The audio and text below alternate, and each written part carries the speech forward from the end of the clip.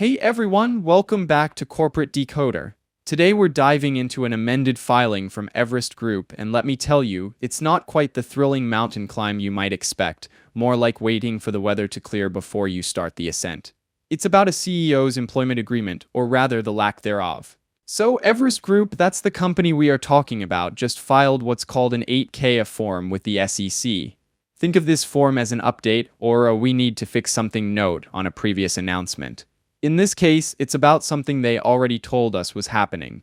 Back in January, Everest Group announced that James Williamson was taking over as President and Chief Executive Officer, effective immediately. Big news, right? The company even mentioned that the details of his employment would be in a fancy employment agreement filed with their annual report in February. Well, February rolled around and guess what? No employment agreement. That's why we're looking at this amended report. They're basically saying, oops, we're still working on it. The whole point of this new filing is a mea culpa or confession, to say they still haven't finalized the agreement with the new CEO. This part of the form is crucial. It covers changes in the company's leadership team and also any compensation packages of those officers.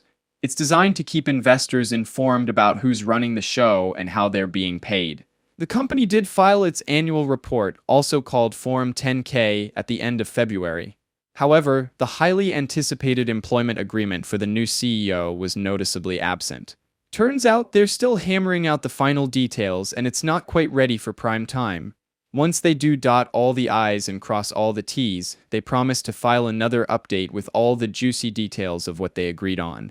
Now let's take a step back. Why is this important? First, when a new CEO steps in, investors want to know the terms of their employment. It gives you insight into how the company is incentivizing its leader and what the expectations are.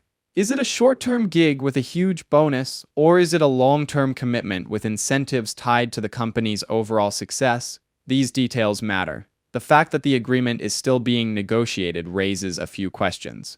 Is there some disagreement on the details? Are there tough points they can't agree on? Or is it just a matter of slow paperwork? Whatever the reason, it creates a bit of uncertainty for investors.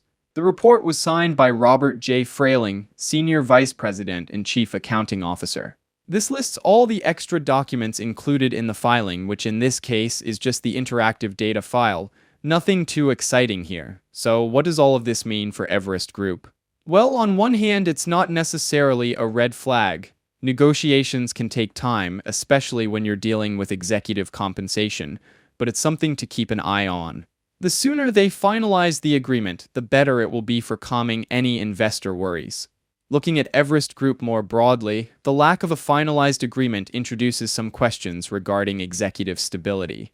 On the other hand, Everest Group's core business seems solid enough, so there's that. However, until they get their leadership sorted out, I would see this as something to keep an eye on. Thanks for watching. If you found this breakdown helpful, give us a like, drop a comment, and subscribe for more Corporate Decoder deep dives.